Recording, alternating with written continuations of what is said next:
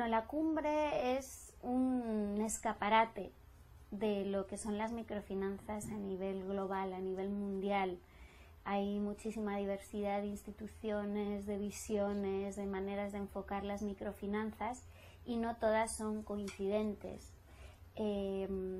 Pienso que si ponemos la cumbre como un espejo en el que la pista española se ha mirado y se ha visto reflejada,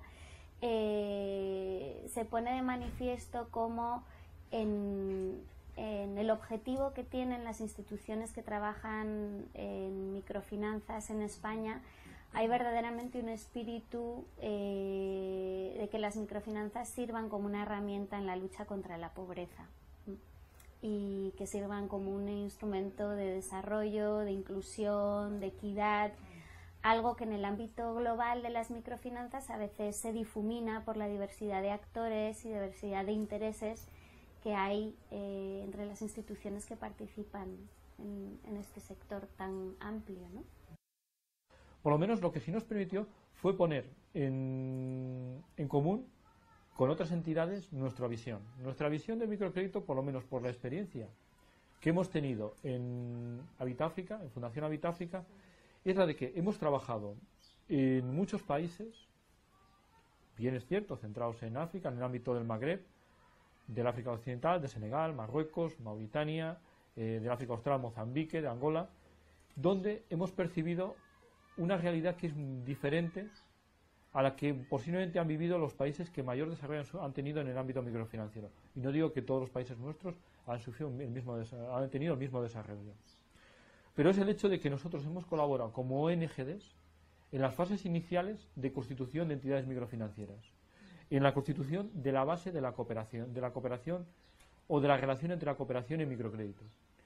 Y que para hacer ese tipo de actividades de soporte es necesario, esas actividades son necesarias para que luego puedan aparecer entidades microfinancieras. Las ONGs no nos dedicamos, entre comillas, no iba a decir, a lo mejor el término no es el adecuado al mercadear, pero nos dedicamos a trabajar en entidades de microcrédito que están en un ámbito productivo y que son sostenibles. Trabajamos con entidades o en segmentos de microcrédito que no son sostenibles, en entidades de microcrédito que están en su fase inicial o en mercados de microcrédito o países que no tienen ni siquiera ese sustrato de desarrollo económico para crearlo, donde posteriormente unas entidades privadas pueden seguir promocionando, pero no llegan en la fase inicial. Y eso es algo que sería importante, incluso en esta época de crisis, que se tomase en cuenta. Es decir, aun cuando la situación sea muy complicada, sea la más compleja, en todo momento hay unas fases iniciales donde a veces el apoyo, bien sea de subvención, y no lo veamos en el sentido negativo cuando hablamos de una situación de crisis como la que vivimos, tiene su fase. Evidentemente que hay que regularla y hay que gestionarla con mucha eficiencia, de una manera muy escrupulosa, para aprovechar al máximo esos fondos, porque evidentemente son escasos y posiblemente nunca vamos a poder andar muy holgados de esos fondos, porque a lo mejor tampoco es positivo. Lo que es positivo es que sepamos elegir esos sustratos, los promocionemos y sepamos también cuándo en eso está la relación con las entidades privadas. Esas entidades privadas pueden promocionar entidades y hacerlas crecer. Bueno, yo creo que de todas las actividades, de todos los plenarios a los que asistí en la cumbre, el que más me impactó, el que más me gustó, fue el que organizó la Fundación ICO, en el cual se mostraban el programa de microcréditos de la Fundación ICO aquí en España. Fue el único momento en el cual los beneficiarios de microcrédito, personas que aquí en España están recibiendo microcréditos, tuvieron voz y nos contaron en primera persona cuál había sido su experiencia con los microcréditos y en qué medida los microcréditos habían afectado sus vidas. Para mí ese fue el momento más bonito. ¿Qué es lo que me traje de la cumbre? Mucha motivación, reafirmación en que los microcréditos aquí en España son una necesidad.